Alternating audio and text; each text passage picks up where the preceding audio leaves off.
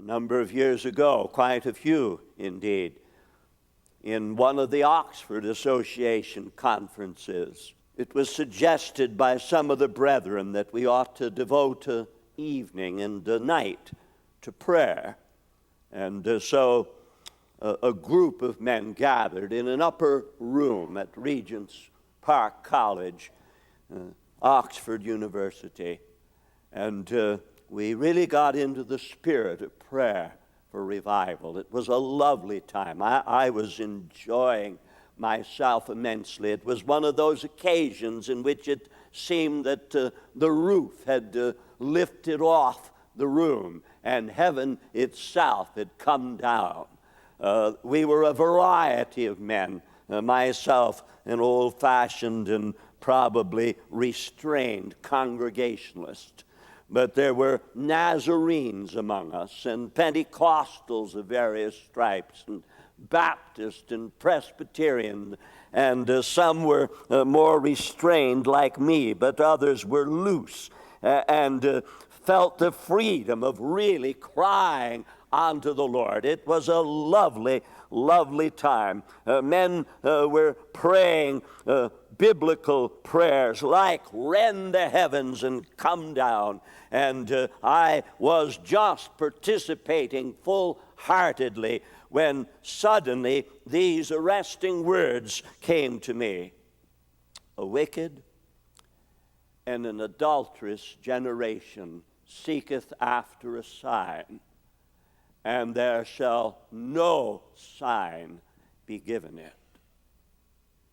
And I just tried to shrug off those words, but I couldn't seem to rid myself of them. I lost track of the prayer meeting. I was agitated in my spirit, and in time I said, Lord, why did you trouble me with that?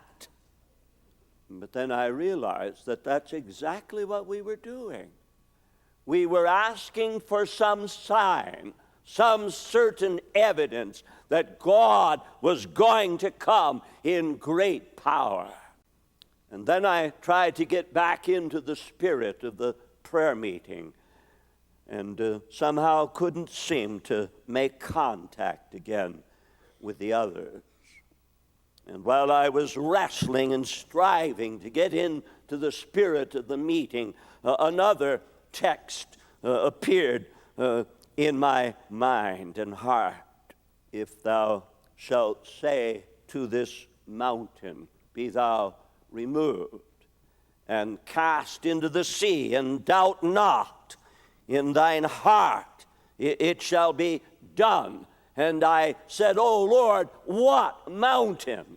And it occurred to me, there we were in Oxford, England, and in England you have the huge mountain of dead works. Religion with all of its trappings, and so often without any real heart. And then I thought as well of the vast mountain of unbelief. All around us, unbelief. And then I thought of the mountain of reprobate actions, evil, vile, sinful deeds. And there seemed to be impressed upon my mind this question: do you believe that I will move these mountains? I said, oh Lord, I know you can. But that wasn't the question I was asked. Do you believe I will? And after struggling inwardly, I came to the point where I said, Lord, there is no distance anywhere in the United Kingdom from where you are to the sea. Yes, I believe you will move these mountains into the sea.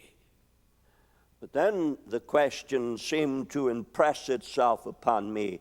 But what about where you live? And I thought, Lord, it's a long ways from Chicago to the ocean. But there the question was, do you believe that I will move these mountains in Chicago and indeed in America?